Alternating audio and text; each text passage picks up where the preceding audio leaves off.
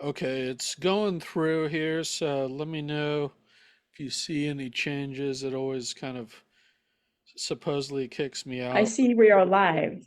We are live. Woohoo. I just received a notice from Zoom that we're going out to a third party that I just approved. Okay, okay, good. Well, I do see that we are live here for the ripple effect, and we are back. And Erica and I are um, welcome an important guest here, an author, and really one of the leading researchers and experts on a number of things with regard to kind of our drug crisis. And today we're going to talk about his brand new book, The Truth About Vaping. So we're going to get to him in just a minute. I did want to do a quick check in with you, Erica, because I know it's been um, the show just came back on, so we wanted to just do a quick check in with you, how you Yeah, this are. is our welcome back show. Welcome back, David. The Yeah, yeah, ripple effect. good to be here. And um, I I have a little check-in book that I thought Dr. Bornstein would find interesting. I'm really trying to get to the bottom of this fitness issue, and really make my workouts count a lot more. And Dr. Bornstein's actually an avid weightlifter as well, and this book has been useful to me in trying to get to the science and get some better workouts. I'm being more productive in the gym. So, um, but we'll talk more about that.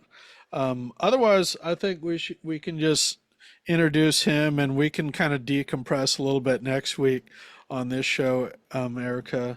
But I did want to say a few words about uh, Dr. Bornstein. He's a biochemist, dentist, and photobiologist, and he's widely published in peer-reviewed scientific and medical journals. He currently delivers CE medical webinars to health professionals around the United States for the Institute of Natural Resources, INR. And you can check out his webinars. He's really an expert in a number of different things. Is we're going to have him talk about to set up what we're going to talk about today. Follow him on LinkedIn. Check out the INR website, Institute for Natural Resources. He has a number of webinars that go on all throughout the year on the subjects of opioids, cannabis, and hallucinogens, vaping, and also sleep as well. On his days off, he teaches science, health, and biology at a local high school, and he has also some children's books. One Day I Hope to Be, and The Sun's Secret, and his best-selling novel Sun Tzu's Cafe, and The Truth About Vaping Nicotine, which is his brand new title on Amazon. It's been out for a bit, which we're going to focus on today. But with that, Doctor, I want to just have you give a little introduction about you and what you do, and given the abbreviated bio there. Sure. Thank you, David, and thank you, Erica. I've been in the science and medicine game for the better part of 35 years. And I started as a molecular biochemist, got my minor in the biochemistry of human nutrition. And then, where my father is a retired dentist, instead of heading to medical school, I headed to dental school at Tufts. And after I finished my dental medicine degree, I then did a residency in Brooklyn, in New York City. From there, I went back to the greater Boston area and I started practicing dentistry and quite a bit of oral surgery. Quickly became rather bored with that day-to-day activity and decided to do something a little bit different. So I invented a group of lasers. And what I did is I invented and patented 7 different medical laser systems and started a company where I was using lasers to treat human infectious disease. And that ended up with 11 different patents, 6 human clinical trials, and 3 FDA approvals. So I ran that company as the chief scientist and chief medical officer for about 15 years. And then when that tenure came to an end, I wanted to do something different again. So I decided to start lecturing, and I went back leveraging my biochemistry and my medical and dental training, and I started writing peer-reviewed CE medical courses. And in the last 6 years, I have researched and authored 35 different presentation courses and 7 different written courses in the genres of inflammation and inflammatory medicine, opioid safety and the opioid crisis in America, hallucinogens and psychedelics, recreational medical cannabinoids, vaping, a couple of dental subjects, really all across the spectrum. When you're a biochemist, and biochemistry and the reactions of life really sit below everything. It's the foundation. The only thing below that is physics, where everything stems from physics.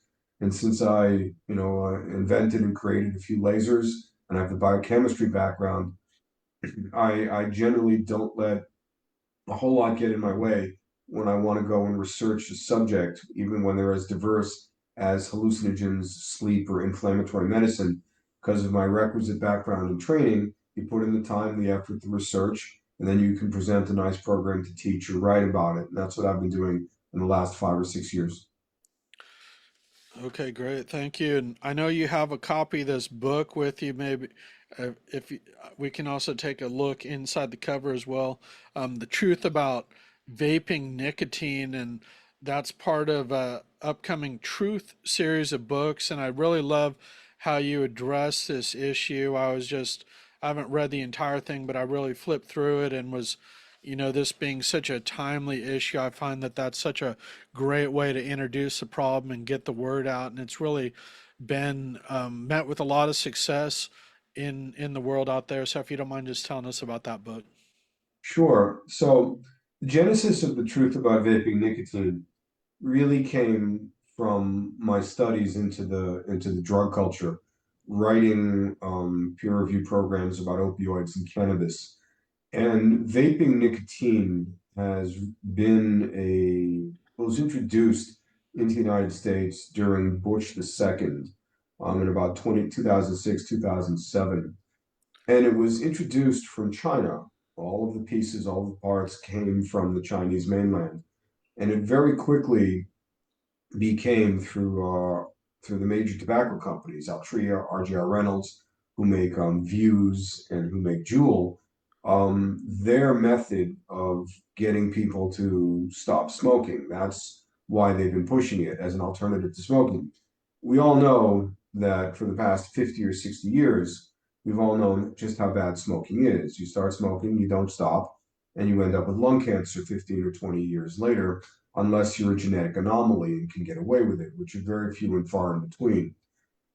Problem is that when people really become advocates for vaping, they miss the entire group of young people, teenagers, young 20, young 30 somethings, who have never started smoking in the first place.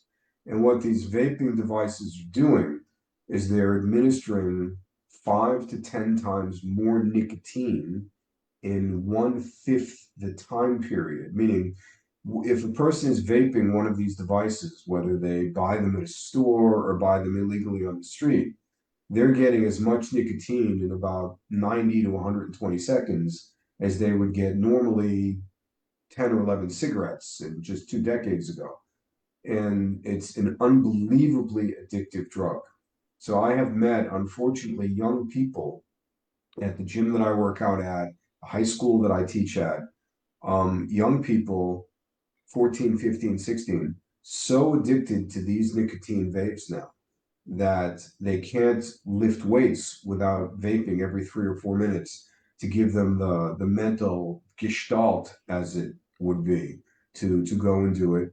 They sleep with vaping devices now under their pillow because they're going through nicotine withdrawal. And when they wake up at 2 o'clock in the morning, unless they pull out the vape and take a couple of drags, they can't fall back to sleep. So they've literally taken their free will and they've given it over to these vapes, albeit nicotine, if it was only the worst thing out there. Kids are now putting high potency THC into the vapes, the psychoactive component of cannabis. They're putting synthetic THCs, which are even worse, into the vapes. They're vaping hallucinogens, they're vaping opioids, they're vaping amphetamines. Now that they have a device that can mainline these chemicals right into their brain, there's no faster way to do it. Vaping is actually faster than injection getting it to your brain. It goes from your lungs right into the alveoli to the blood, the heart, the aorta, the carotid arteries, and the brain. It's a 30-second travel. It's all it takes. So these kids, now they understand they can get immensely satisfied, immensely high. It's one of the reasons why crack cocaine and crystal meth are so addictive beyond methamphetamine or regular cocaine. Because when it's aerosolized and it's vaporized, it goes right into the brain. Every trigger, every receptor goes off by a factor of 10. And we're doing the same thing now with these high potency nicotines. So what I decided to do is, because I also teach high school biology classes, and if I could take this information and distill it down to the level of a ninth or a 10th grade biology class, which is the way I wrote the book, then for any parent who has a teenager that's going to say, the teenager's going to say, oh, come on, mom and dad, prove to me this is wrong. I don't believe this is wrong, right? It's better than smoking. Well, now, if the kid takes an honest read at the level of a 10th grade biology text, they can really find out, wow, this is not nearly what I thought it was. And that was the genesis of why I wanted to write the book. Yeah, and I will put the link to the book, which I believe is available for sale on Amazon, or is it for sale on your website as well? Oh, no, it's for sale on Amazon. There's a link to it from my website to Amazon, but it's available on Amazon. And I've actually been quite surprised how it's been doing for 8 weeks in a row. It's broken the top 100 in two or three different Amazon categories for self-help, teenage health, teenage quitting smoking, and in the high school that I teach at, and in some folks who know me in the gym, I've had quite a few teenagers come up to me who have read the book and they've said, Dr. Bornstein, I quit because of your book. And it's not because it's a self help. I don't teach these kids how to quit. What I teach them is what it's doing to them and why it's so dangerous. And those that are not so addicted, they simply can't help themselves, are smart enough to say, wow, I don't want to be addicted for the rest of my life. These kids, because they haven't been at it long enough yet, have been able to put down the vapes. But it's also primarily for kids who are thinking about it through peer pressure. Oh, I'm going to try it. I think I'm going to do it. Well, take a read of a couple of chapters in this book and you're going to think again.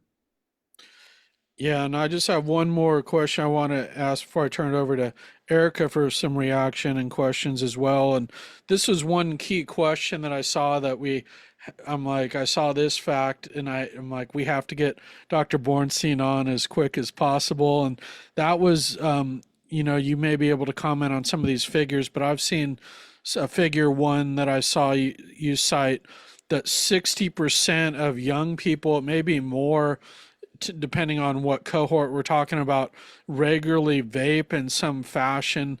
I don't know if you could discuss, maybe that specific stat or similar stats, and you really highlight the problem. But is there anybody talking about solutions, or what do you believe needs to be done on this issue? Very hard. The vaping took off like a rocket during the COVID pandemic. And for those of us that remember back that far, in March of 2020, COVID came and hit our shores. And what did the government do? Well, the state governments, depending on what state you happen to live in, they shut down everything. They shut down businesses, they shut down schools. There were four businesses that were left open. One of them was supermarkets, people had to eat. But the other three businesses that were left open were 7-Elevens and bodegas, lottery tickets, vapes, and smokes, cannabis dispensaries, and liquor stores. All of the different addictive tendencies that people needed so there wouldn't be social unrest. And they also, of course, bring in tax revenue, all of those three. But what happened is while kids were sitting at home, they weren't going to school, they couldn't be with their friends, but they could get vapes, they could get marijuana, they could get alcohol. The entire addiction conundrum took off like a rocket. Then there was a second part of the problem, and that is when COVID came in 2000, in March of 2020, the Department of Health and Human Services under Trump and now continued under Biden, they created an emergency situation. They declared an emergency, which meant that now physicians could prescribe class 2, 3, and 4 narcotics over the phone. They could just do it with television. So they're calling in serotonin reuptake inhibitors. They're calling in benzodiazepines. They're calling in Adderall and Ritalin. They're calling in opioids. So all of a sudden, America's addiction tendencies went crazy through the roof. Kids are now substituting vaping THC, vaping nicotine for SSRIs or for Adderall because they think it works better or it's cooler or they want it more. The whole thing became an utter national disaster from the way things were locked down and then what was left open and available, which was nicotine, cannabis, and alcohol. If you take an honest reading of the history and the literature, really see what happened, that was the genesis of the way this took off. The question was really about solutions, however. The only solution I see is education. That's it. We have to teach these kids. And you've heard me say this, David, I'm sure in some of my lectures for the Institute for Natural Resources. I say to people, if you are within the sound of my voice, you are the resistance. Take what you know, take some of your understanding, and get to these young people early and let them know that this is not your grandfather's cigarettes anymore. This is not, your uncle's weed anymore. The stuff that's out there is much more potent, much more dangerous, and much more addictive. And whether you believe in God or you're an atheist or whatever you believe in, one of the greatest gifts that we have is our free will. Imagine having to give over your free will to this vape in a rather quick fashion. Because if you get addicted to this vape, whatever it may be in the vaping device, in a couple of days or a week, you can't go to school, can't go to a ball game, can't go out with your friends, go out with your date, can't go to sleep without the vape next to you. So you've given away your free will and your ability to do anything to this vaping device with the host of chemicals beyond nicotine that may be in there. And that's really what we're dealing with. Wow. I just, as a licensed marriage and family therapist, I see what you're talking about with my individual clients, the ones who are struggling to do sobriety, harm reduction. I'm seeing the different waves that you just talked about, Dr. Bornstein. Like I'm seeing, when you're different presidencies, there was a taking away of the SSRIs. People couldn't get their Ativan. That was the thing that was helping them get through. And then, so I've seen and I've been a part of the, one-on-one therapy with people is, this struggle to get off of the addiction, to get to do that true sobriety. Harm reduction for some is what has been happening. But that's really sobering information that you're seeing vaping of these really strong compounds and materials. So one of the it's not most insidious natures, Erica, that I think you've probably seen is that by the time someone is married in their 30s and they pick it up, it's a whole different scenario than if it happens when they're younger. When a kid is 13, 14, 15 years old, their brain is still forming. They're limited to exactly. pleasure, meaning the amygdala on the side of the temporal area of the head that deals with emotion. That's well formed. That's why teenagers do stupid and emotional things. But the prefrontal cortex, where thought and logic and reasoning comes in, that doesn't form until you're 24 or 25 fully. So when you start one of these kids on powerful nicotine or powerful THC, where you mix and match them, and the kids are mixing and matching them all the time, and then the brain is connecting the connectome of the brain, the neuroplasticity of the brain, everything that forms your logic and reasoning center, now in your teenage years is forming in the midst of not only these chemicals, but elevated dopamine, elevated serotonin, elevated glutamate, all of these excitatory chemicals. By the time they're 19 or 20, if they've been doing that, their brain, like a circuit board in a computer, is now hardwired forever. You've now created a permanently addicted personality. There's no going back from that. So even And if put they that achieve with someone sobriety, who yeah, put that with the brain of a trauma person, right. it's very hard to heal, very hard to heal. So I really appreciate your work that you're doing, and I'd love to connect more with you and talk more offline. But for our interview here, I would love to just kind of go along with what we're putting out here in our questions is like, who are you looking to connect with? Who do because people tuning in, they can reach out to you in some way. So who are you really looking for to discuss, or do you like to With be on platforms where you have wider audiences? Yeah, with the book, I'm looking to connect parents. In the United States today, we have a dearth of scientific education. We're now in our second generation of young people who even if they understand, they don't even know what to ask. So what I'm looking to do is give parents the Right. ability to start the conversation.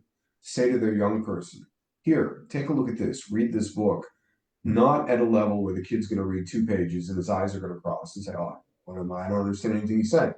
But because I wrote it at the level of a high school biology teacher, a ninth or 10th grade biology student, most kids will understand what's going on. And the way I broke it down is a chapter on the cardiovascular system, there's a chapter on the nervous system, there's a chapter on memory, there's a chapter on sleep, there's a chapter on the lungs. So anything the kid may be worried about, or any craziness they may have read on the internet, saying, oh, it really doesn't affect the lungs, or it really doesn't affect the brain, or vaping is really safe. Anything they may read online or get in a chat room or on social media, they can now cross-reference chapter by chapter in my book. And if you can imagine, in an 80-page book, there are 350 footnotes. So every single scientific assertion I make, every medical assertion I make, is backed up with an immediate reference at the bottom of the page into the peer-reviewed literature. So, Wonderful. pardon me, the young people see it's real, they understand it, and it's all about education. So I'm looking to help parents, young people, so they don't get stuck up in this lifetime of a circuit board of addiction that they're going to have to deal with for the rest of their lives. Excellent. Excellent. Well, I'll definitely be looking for your book. And, what's going to be your next book? Hopefully in December, I'm about half done with it right now, is going to be the truth about recreational marijuana. Recreational marijuana is an utter scourge on our country. We are creating an entire generation of young, um, wasted, permanently addicted, losing IQ, losing education, cessation of emotional development. As I always say, when I was a kid in college, if you didn't agree with someone's point of view, you'd sit and talk it out, or you'd have a beer, or you just walk away from them. Today, you have all kinds of crazy kids with nose rings and purple hair screaming at you, your words are violence, your words are violence. Now, I'm not telling you marijuana is the cause of that, but it's certainly a part of it. Because these kids, when they start using this weed and these super substances, and they start arresting their emotional intelligence. You find kids in their 20s, they don't even know how to talk or rationally argue an issue, whether you agree with them or not. And we're seeing this in our young people around the country. This isn't the Vietnam protests we're looking at right now. This is a whole different animal. And the drugs, the Wow. vaping, the THC, it's a big part of it. Great. And I know Erica has to go, so we're actually going to leave it there. I think we got to a good segment of what we were looking to cover with you, Doctor, and we look forward to having you back on at some point, be it talking about your next book, or we'll regroup and plan out our next show. So thanks for coming Yeah. on. Thank you To so much. It's very important information. And I feel like the media is telling your story also with all the films and documentaries that are out that are telling the different stories of different kinds of addictions going on. The opioid crisis films and documentaries are awesome. And I look forward to whatever you come out with next. Thank you. My yeah, pleasure. and I, Thank you for having me. yeah, I'll put the links to your LinkedIn and the book on Amazon, and we'll keep in touch. And we look forward to reconnecting soon. All right. Have a wonderful day, both of you. Thank Thanks. Thanks for Bye, your everyone. work. you. Thanks for joining the Ripple Effect, everyone.